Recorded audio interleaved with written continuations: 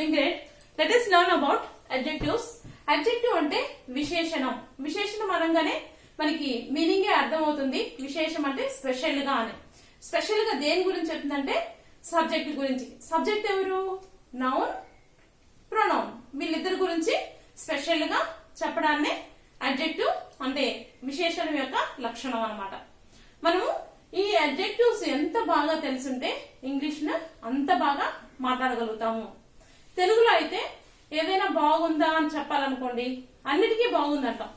కూర బాగుందంటాం, అమ్మాయి బాగుందంటాం, ఇంకా డ్రెస్ బాగుందంటాం, ఇంకా సినిమా బాగుందంటాం, హీరోయిన్ బాగున్నాడంటాం. అంటే ఏం చెప్పాలన్నా మనకి తెలుగులో ఒకే ఒక ఎక్స్ప్రెషన్ బాగుంది అనేది తెలిస్తే సరిపోతుంది. కానీ ఇంగ్లీష్ లో అలా కుదరదు. ప్రతిదానికి ఒక వర్డ్ అనేది ఉపయోగించాల్సి ఉంటుంది. ఆ వర్డ్స్ మనం ఎంత బాగా ఎక్స్ప్రెస్ చేయగలిగితే మనం ఇంగ్లీష్ ని అంత బాగా మాట్లాడచ్చు అనమాట. ఓకేనా? నెక్స్ట్ అడ్జెక్టివ్ అనేది మన పార్ట్స్ ఆఫ్ ద స్పీచ్ లో ఒకటి. అంటే మనం నౌన్ గురించి తెలుసుకున్నాం.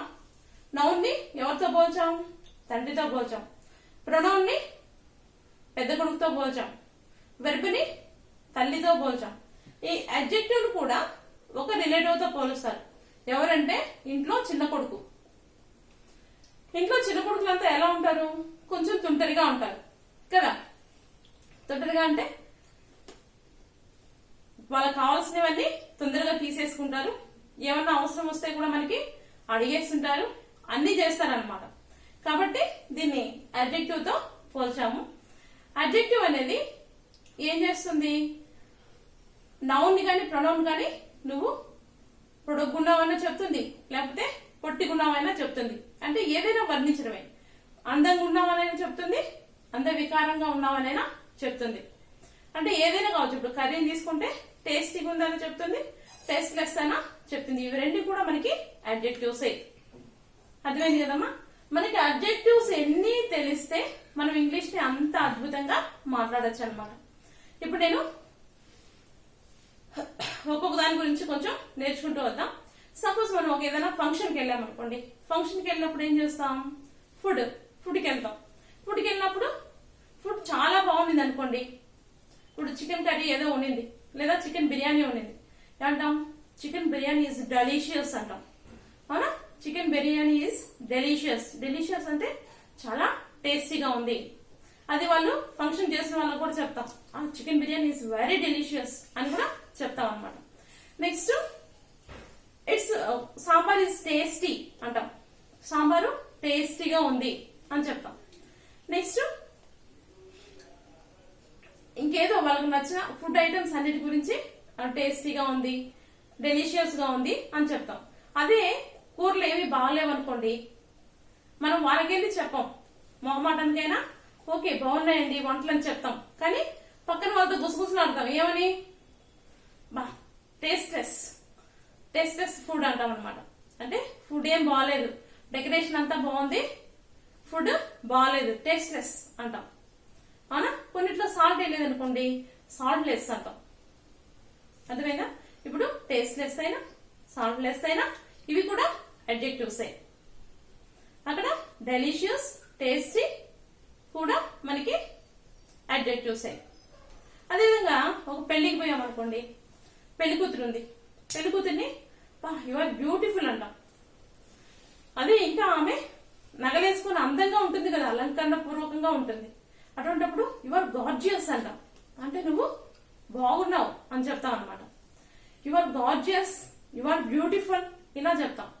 అదే ఇంకెవరో రిలేటివ్స్ మనకి మధ్యలో వచ్చి ఒక టీనేజ్ అమ్మాయి ఎవరో వచ్చారనుకోండి, యు ఆర్ స్మార్ట్ అంటాం. స్మార్ట్ అనేదాన్ని రెండు రకాలుగా తీసుకుంటాం. ఎలా అంటే తెలివైన వాళ్ళకి వాడతాం, ఇంకా అందంగా ఉండేదాన్ని కూడా వాడతాం అనమాట. హీ స్మార్ట్ బాయ్ అంటాం. అంటే అతను తెలివైన వాడు అని చెప్తాం. చురుకైన వాడు, తెలివైన వాడు అని చెప్పే సందర్భంలో కూడా వాడతాం. అదేవిధంగా షీ స్మార్ట్, ఆమె స్మార్ట్ అంటే అందంగా ఉంది అని చెప్పే సందర్భంలో కూడా మనం చెప్పొచ్చు అనమాట. అంటే ఫిజికల్ గా అట్రాక్షన్ గా లేకపోయినప్పటికీ ఫేస్ కట్ అలా బాగుండి కొంచెం బాగున్నట్టు అనిపిస్తారు అనమాట. 17, 18, 16 ఆ ఏజ్ లో, అంటే టీనేజ్ వాళ్ళంతా. అలాంటి వాళ్ళకి షీ స్మార్ట్ అని, హీ స్మార్ట్ అని వాడతాం. నెక్స్ట్ ఫుడ్ గురించి తెలుసుకున్నాం. ఇంకా ఈ అమ్మాయిని పొగడడం కానీ, అదే అబ్బాయి అనుకోండి హీఈస్ హ్యాండ్సమ్ అంట. అమ్మాయిని బ్యూటిఫుల్ అన్నట్టే అబ్బాయిని హీఈస్ హ్యాండ్సమ్ అంట. అంటే బ్రైడ్ గ్రూమ్ ఈజ్ హ్యాండ్సమ్, పెళ్లి కొడుకు అందంగా ఉన్నాడు అని చెప్తాం అనమాట. అంటే హ్యాండ్సమ్, బ్యూటిఫుల్, గార్జియస్, స్మార్ట్, ఇది కూడా మనకి అడ్జెక్టివ్సే. ఇంకా మనం ఏదైనా గృహప్రవేశానికి వెళ్ళాం, ఇట్స్ ఎ బిగ్ బిల్డింగ్, ఇది చాలా పెద్ద ఇల్లు అంటాం. ఇట్స్ స్పేసియస్ అంటాం. ఈ స్పేసియస్ అనేది, నెక్స్ట్ బిగ్ అనేది, లార్జ్ హౌస్, లార్జ్ అనేది, నెక్స్ట్ చిన్న ఇల్లు అనుకోండి అటువంటిప్పుడు స్మాల్ హౌస్, స్మాల్ అనేది టాల్ బిల్డింగ్, అంటే ఎత్తుగా ఉండే బిల్డింగ్. ఇవి కూడా మనకి అడ్జెక్టివ్సే. చూసారా, మనం బిల్డింగ్ బాగుందని చెప్పగలుగుతాం కానీ అది ఇలా ఉంది అని వర్ణించాలంటే కంపల్సరీ మనకి ఏం కావాలి, అడ్జెక్టివ్స్ కావాల్సిందే. Next it's red colour building, it's red colour building. ఈ రెడ్ అనేది కూడా మనకి అడ్జెక్టివ్ గా కూడా పనిచేస్తుంది. చూసారు కదా, అడ్జెక్టివ్స్ అనేది మనకి ప్రొనౌన్స్ లాగే 10 టైప్స్ ఉన్నాయి. ఈ 10 టైప్స్ చెప్పి వాటి పేర్లు చెప్పి మిమ్మల్ని నేను కన్ఫ్యూజ్ చేయను. ఇప్పుడు 10 టైప్స్ కూడా ఇందులో మీకు నేను చెప్పే వాటిలో కవర్ అవుతూ వస్తాయి. మీ స్పోకెన్ ఇంగ్లీష్ ఆస్పెక్ట్ లో మీకు ఇవి నేర్చుకుంటే, అంటే ఇది అంటే అడ్జెక్టివ్ అనే ఒక క్లారిటీ. కొంతమంది వెర్బ్ కి అడ్జెక్టివ్ కి కన్ఫ్యూజ్ అవుతారు అనమాట. ఇది వెర్బా లేకపోతే అడ్జెక్టివా కరెక్ట్ గా తెలియక, అంటే అడ్జెక్టివ్స్ కూడా ఏదో ఫార్మ్స్ ఉన్నాయంటే అనుకుంటారు. అందుకని చెప్పేసి మనకి అడ్జెక్టివ్ ఏదో వెర్బ్ ఏదో ఒక క్లారిటీ ఉండడం కోసం ఈ క్లాస్ నేను మీకు జనరల్ గా ఇప్పుడు అన్ని ఓవరాల్ గా కవర్ అయ్యేటట్టుగా చెప్తున్నాను. నెక్స్ట్ హౌ ఆర్ యూ అన్నారు అనుకోండి, ఎవరైనా ఏం చెప్తాం, ఐఎమ్ ఫైన్, ఐఎమ్ గ్రేట్, ఇలా చెప్తాం. ఈ ఫైన్, గ్రేట్ ఇవి కూడా అడ్జెక్టివ్సే. నెక్స్ట్ ఏదైనా కాఫీ, టీ ఏదో ఉండింది, లేకపోతే పాయసం ఉండింది అనుకోండి, చిన్నపిల్లలు ఉంటారు ఇంట్లో, చిన్నపిల్లలు వచ్చి తినమన్నప్పుడు తినరు కానీ అది వేడిగా ఉన్నప్పుడు నాకు పెట్టు నాకు పెట్టు అంటారు. ఇట్స్ హాట్ అంటారు అనమాట. ఇట్స్ హాట్ అంటే అది వేడిగా ఉంది. ఈ హాట్ అనేది కూడా మనకి అడ్జెక్టివే. లేకపోతే ఏదైనా కోల్డ్ వాటర్ ఉండింది అనుకోండి, ఇట్స్ కోల్డ్, డోంట్ డ్రింక్ అంటాం పిల్లల్ని. ఇది చాలా చల్లగా ఉంది, తాగొద్దు అంటాం. కోల్డ్ అనేది కూడా అడ్జెక్టివే. అర్థమైంది కదమ్మా. నెక్స్ట్ ఏదైనా ఒక షేప్ తీసుకున్నాం, ఇది ఒక ప్లేస్ ని తీసుకున్నప్పుడు మనం వర్ణిస్తుంటాం. ఇది ట్రయాంగిల్ షేప్ లో ఉంది, it's triangle shape.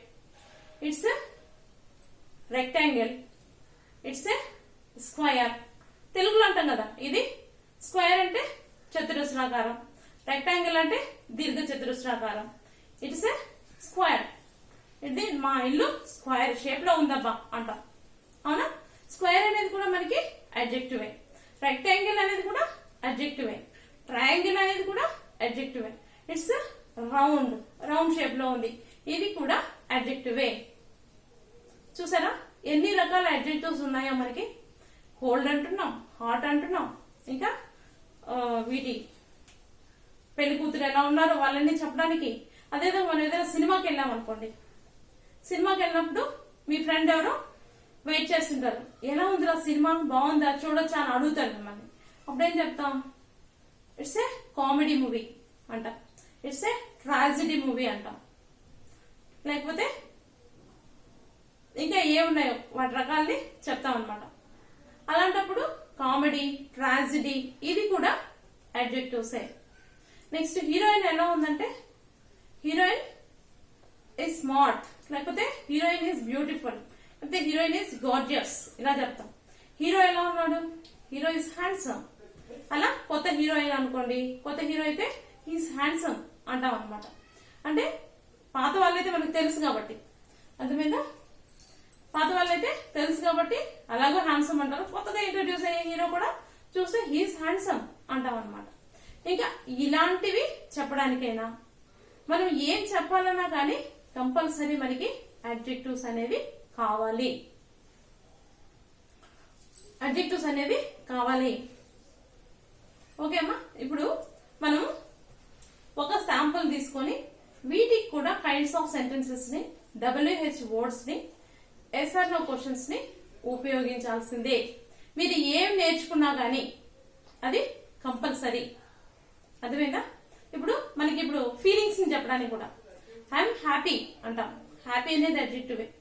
I'm sad, నేను బాధగా ఉన్నాను, ఇది కూడా అడ్జెక్టివే. ఐ ఫీల్ హంగ్రీ, నేను ఆకలిగా ఉన్నాను, ఇది కూడా అడ్జెక్టివే. ఐఎమ్ థర్స్టీ, నేను దాహంగా ఉన్నాను, ఇది కూడా అడ్జెక్టివే. చూసారా ఎన్ని రకాల అడ్జెక్టివ్స్ ఉన్నాయో? ఇవన్నిటిని మనము ఉపయోగించడం వస్తే చాలా చక్కగా ఇంగ్లీషు మాట్లాడచ్చు అనమాట. ఫస్ట్ ఒక ఎగ్జాంపుల్ తీసుకున్నాం. He's tall. హీఈస్ టాల్, అతను పొడుగ్గా ఉన్నాడు. హీఈస్ టాల్ అంటే అతను పొడుగ్గా ఉన్నాడు. దీనికి కూడా కైండ్స్ ఆఫ్ సెంటెన్సెస్ మేక్ చేయొచ్చా? ఎస్, చేయాలి. ఇక్కడ ఈజ్ అనేది హెల్పింగ్ వర్బ్ కదా, ఈజ్ ని సబ్జెక్ట్ ముందు పెడదాం. ఇది ఫస్ట్ వచ్చి పాజిటివ్ సెంటెన్స్, దీనికి ఇంటరాగేటివ్ సెంటెన్స్ అనగానే హెల్పింగ్ వర్బ్ తెచ్చి సబ్జెక్ట్ ముందు పెడదాం. ఇక్కడ సబ్జెక్ట్ ఎవరు? హీ, అతను. అతను పొడుగ్గా ఉన్నాడు అని చెప్తున్నాం. అతను ఎలా ఉన్నాడు? ఇక్కడ సబ్జెక్ట్ ను వర్ణిస్తున్నాం. అతను పొడుగ్గా ఉన్నాడు. Is he tall? Is he tall? అతను పొడుగ్గా ఉన్నాడా మనం అంటాం అనమాట. అతను పొడుగు అంటే మరి ఇంతకు ముందు చూసుంటాం, అతన్ని ఎవరో చెప్పారనమాట. హీఈస్ టాల్ అంటారు. Is he tall? అతను పొడుగ్గా ఉన్నాడా? అప్పుడు నెగిటివ్ సెంటెన్స్ చెప్పాలి. నెగిటివ్ సెంటెన్స్ కి మనకి జనరల్ ఫార్ములా ఏంటి? హెల్పింగ్ వర్బ్ కి నాట్ చేర్చడమే కదా. ఇక్కడ హెల్పింగ్ వర్బ్ ఏంటి?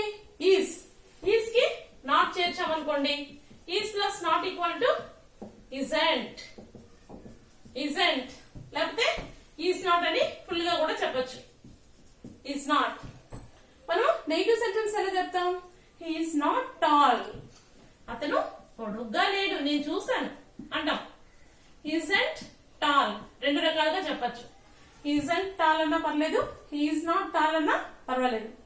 హీ ఈజ్ నాట్ టాల్, నేను చూసాను, అతను అంత పొడుగ్గా ఏం లేదు అని చెప్తాం.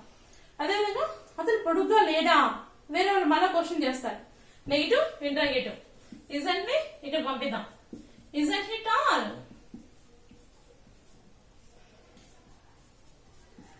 isn't he tall? అతను పొడుగ్గా లేడా? చూసారమ్మా, మనము 4 కైండ్స్ ఆఫ్ సెంటెన్సెస్ ని చేసాము.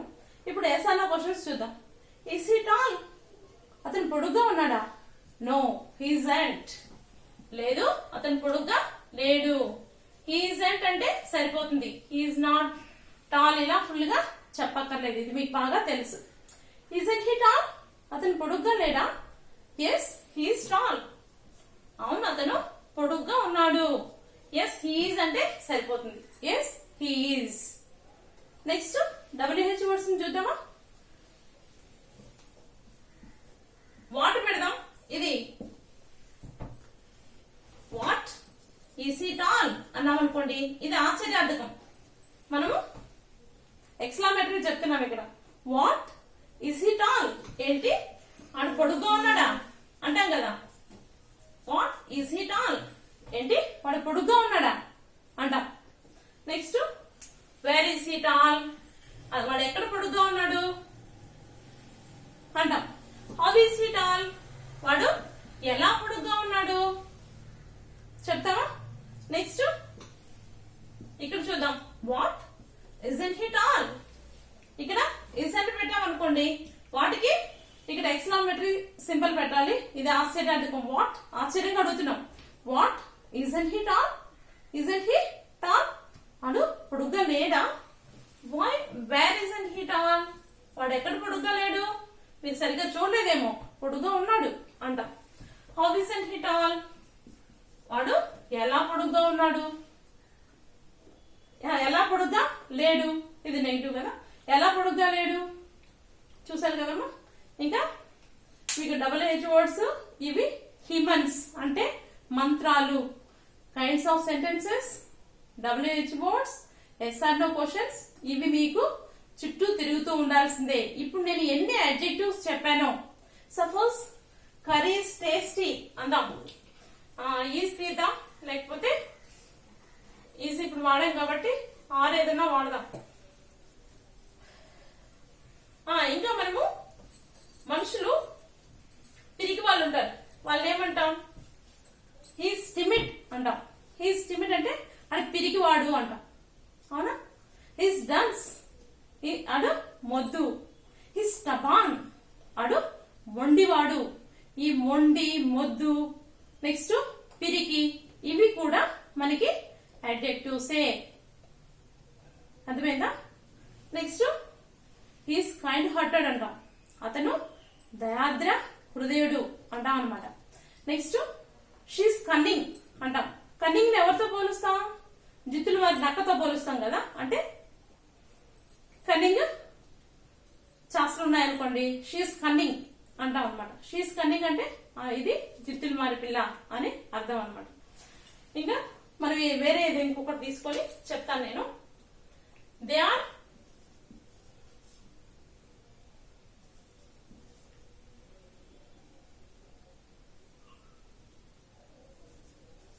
డేంజరస్ అంటాం. దే ఆర్ డేంజరస్, వాళ్ళు భయంకరమైన వాళ్ళు. డేంజరస్ అనేది కూడా మనకి అడ్జెక్టివే. దే ఆర్ డేంజరస్, అక్కడికి వెళ్ళద్దు అంటాం అనమాట. Next are they dangerous. Are they, ఇక్కడ ఆర్ హెల్పింగ్ వర్బే కదా. ఆర్ దే డేంజరస్, వాళ్ళు డేంజర్ మనుషులా అంటాం. దే ఆర్ డేంజరస్, నాకు తెలుసు వాళ్ళు మంచోళ్ళే, మీరు వెళ్ళొచ్చు అంటాం కదా. దే ఆర్ డేంజరస్, వాళ్ళు డేంజర్ కాదు. They are dangerous, they are dangerous.